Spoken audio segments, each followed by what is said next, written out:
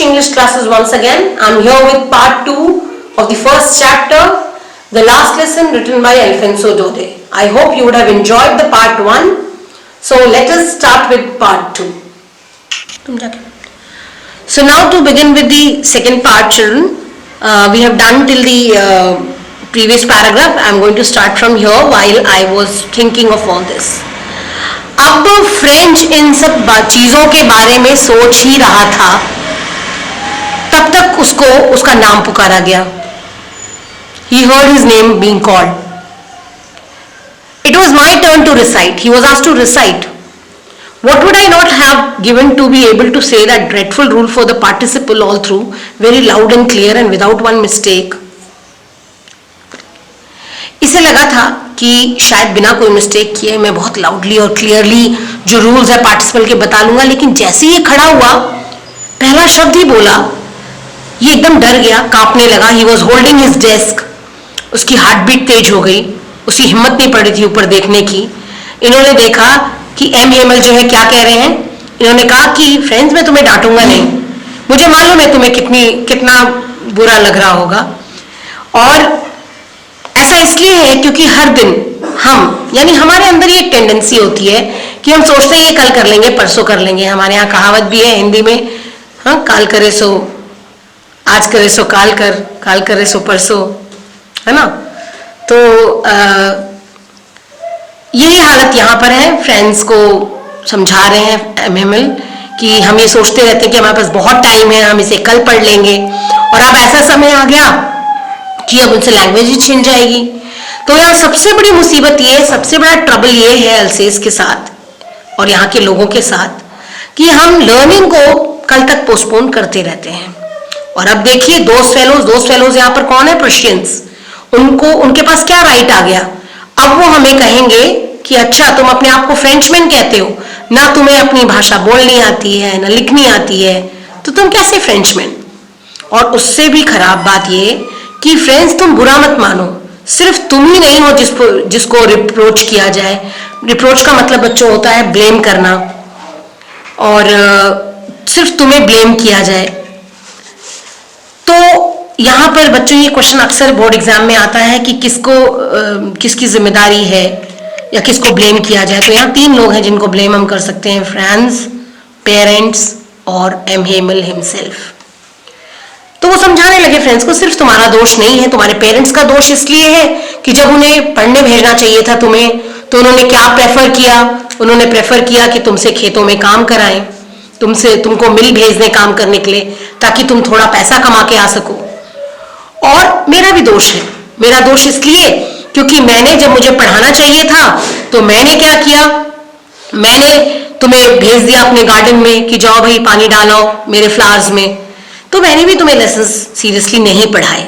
और जब भी मुझे फिशिंग के लिए जाना होता अपने दोस्तों के साथ, तो मैं तुम लोग का हॉलीडे कर देता. तो ये बच्चों पैराग्राफ बहुत बहुत बहुत इंपॉर्टेंट है. खास करके इसलिए इंपॉर्टेंट है कि ये पूछा जाता है कि किन तीनों लोगों को ब्लेम किया जाना चाहिए या किसको ब्लेम किया जाना चाहिए. अब क्लास ले रहे हैं हेमल. उन्होंने एक चीज के बाद दूसरी चीज के बारे में बात की. सबसे पहले फ्रेंच लैंग्वेज के बारे में बात की उन्होंने, और उन्होंने कहा कि फ्रेंच लैंग्वेज सबसे ब्यूटीफुल लैंग्वेज है. इतना ही नहीं, ब्यूटीफुल ही नहीं, it is the most beautiful language in the world. It is the clearest and the most logical. ये बच्चों जरूर मार्क कर लेना, बहुत इंपॉर्टेंट है.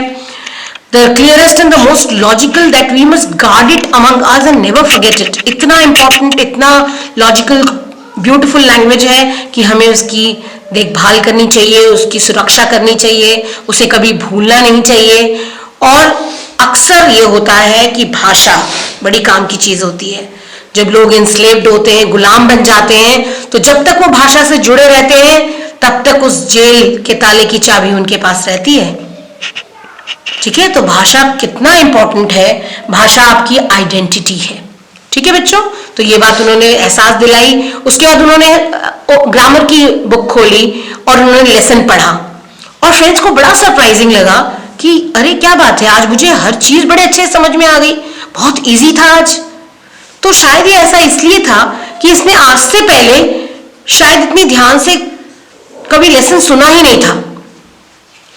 और ये भी वजह हो सकती है। दूसरी वजह ये हो सकती है कि एम हेमल ने इतने अच्छे से कभी एक्सप्लेन ही नहीं किया था इतनी पेशेंस के साथ। वो भी आज पूरी अपनी जान लगाकर पढ़ा रहे थे, उन्हें पता था आज उनका आखिरी लेसन है। तो it seemed almost as if the poor man wanted to give us all he knew before going away. ऐसा लग रहा था ये इंसान जाने से पहले हमें सब कुछ दे जाना चाहता है, जो भी उसके दिमाग में है, जितनी इंफॉर्मेशन, जितनी नॉलेज उनके पास है, वो सब हमें एक झटके में दे देना चाहते थे। अब ग्रामर का लेसन जैसे ही खत्म हुआ, फिर उन्होंने राइटिंग का लेसन हमें दे दिया।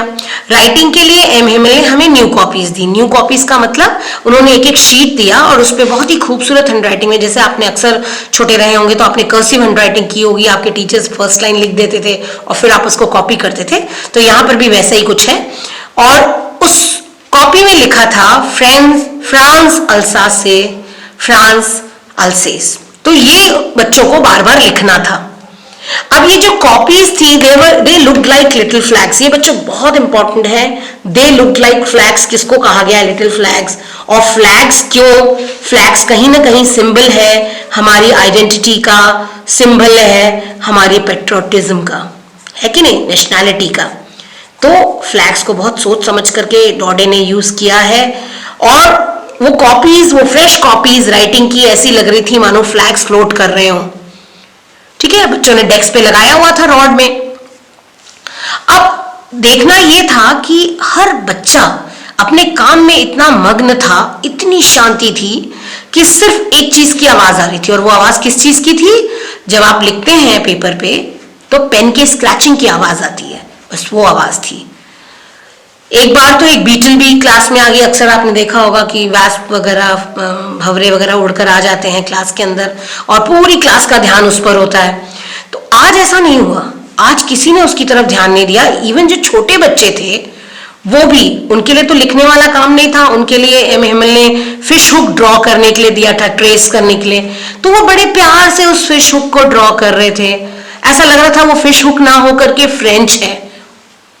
तभी छत पर, रूफ पर किसकी आवाज आई? पिजन्स की आवाज आई। पिजन्स जो है वो कू कर रहे थे। Coo means the sound produced by pigeons. धीरे धीरे मानो गुटर गू कर रहे हों। और इसने सोचा, फ्रेंच ने, ठीक है, हमें तो इन्होंने गुलाम बना लिया, हमें मजबूर करके फ्रेंच नहीं पढ़ने देंगे, लिखने देंगे, जर्मन पढ़ाएंगे जबरदस्ती। तो will they make them sing in German even the pigeons? क्या ये पिजन्स को भी मजबूर कर देंगे जर्मन लैंग्वेज में गाने के लिए? तो ये बच्चों सबसे इंपॉर्टेंट क्वेश्चन है इस पूरे चैप्टर का। और यहां पर ये मतलब है इसका कि जो बर्ड्स होती हैं या एनिमल्स होते हैं उनके ऊपर कोई प्रतिबंध नहीं होता। उनको किसी भी देश की बाउंड्रीज जो है वो नहीं रोक सकती। ठीक है, तो वो फ्री होते हैं, उनको तो कोई मजबूर नहीं कर सकता। और जब भी ये राइटिंग कर रहा था और ये ऊपर की तरफ देख रहा था तो इसने देखा कि एम हेमल बड़े मोशनलेस से हैं, बहुत सीरियसली हर चीज को देख रहे हैं, कभी एक चीज को, कभी दूसरी चीज को। जैसे ऐसा लग रहा था वो इस छोटे से क्लासरूम की हर चीज को अपने साथ लेकर जाना चाहते थे। और बड़ी हैरानी की बात थी कि पिछले 40 साल से वो इसी स्कूल में थे, इसी क्लासरूम में पढ़ाते थे, यही गार्डन था विंडो के बाहर, यही क्लास उनके पास में, लेकिन वो ऐसे हर चीज को निहार रहे थे मानो फर्स्ट टाइम देख रहे हो। ऐसा इसलिए था क्योंकि वो जा रहे थे और वो ऐसी ही याद अपने दिमाग में लेकर जाना चाहते थे। जस्ट लाइक दैट, जैसा सब कुछ है वैसा ही। अब पिछले 40 सालों में क्या डिफरेंस आया वो है बच्चों ये इसमें, और ये बहुत इंपॉर्टेंट है। जहां मैं नेवी ब्लू स्केच पेन लगा रही हूँ उसको बहुत खास करके आप पढ़ लीजिएगा। Desks and benches had been worn off, walnut trees in the garden taller and hop vine। तो ये 3 चेंजेस आए थे पिछले 40 सालों में। पहला ये कि जो डेस्क और बेंचेस आज से 40 साल पहले जब एम हेमल यहाँ आए थे तो डेस्क और बेंचेस बहुत ही न्यू थे, और डेस्क और बेंच जितने पुराने होते हैं उतने स्मूथ होते जाते हैं। दूसरा, गार्डन में जो वॉलनट ट्री लगा था वो काफी छोटा सा था, जो कि समय के साथ काफी लंबा हो गया था। तीसरा, एम हेमल ने खुद एक क्लाइंबर लगाया था, एक क्रीपर लगाया था, हॉप वाइन, जो उन्होंने खुद प्लांट किया था, और वो खिड़की के रास्ते होते हुए अब छत तक चला गया था। तो आप ये सोचिए सारी चीजें देखकर उस इंसान के दिल पर क्या गुजर रही होगी कि आज वो आखिरी बार इन सारी चीजों को देख रहा है। और तभी ऊपर से आवाज आई, उनकी सिस्टर जो थी ऊपर, जो उनका कमरा था जहां वो रहते थे, जो रेसिडेंस था उनका, वो ट्रंक्स पैक कर रही थी, अपना लगेज पैक कर रही थी। और इमोशनल हो गए। अब उनको ये एहसास हुआ कि अब आखिरी दिन है आज और कल उन्हें ये देश छोड़ करके चले जाना है। लेकिन फिर भी उन्होंने बहुत करेज बटोरा और उन्होंने राइटिंग के बाद एक हिस्ट्री का लेसन पढ़ाया। बेबीज जो थे वो अब बाबे बी बोबू अपने लेसन्स को रिपीट कर रहे थे। इधर जो हौसर थे उन्होंने अपना चश्मा पहना, अपना बाइबल हाथ में उठाया और वो जोर जोर से कुछ पढ़ने लगे, बाइबल के साइंस पढ़ने लगे। रो रहे थे, आवाज कांप रही थी, इमोशनल हो गए वो। और बच्चों को तो ऐसा लग रहा था, उनको ऐसा रोता हुआ देख के लोगों को हंसी आ रही थी, उनको वो इतना रियलाइज नहीं कर रहे थे इस इम्पोर्टेंस को, इस चीज को। और फ्रेंड्स को आज भी वो लेसन बहुत अच्छे से याद है। अचानक फिर क्या हुआ, 12 बजे चर्च क्लॉक में एंजलिस मतलब जो बेल होते हैं बच्चों चर्च में, वो बजा। उसी क्षण प्रशियन सोल्जर्स जो थे वो ड्रिल अपनी कंप्लीट करके विंडोज के पास से मार्च पास्ट करते हुए लौट रहे थे।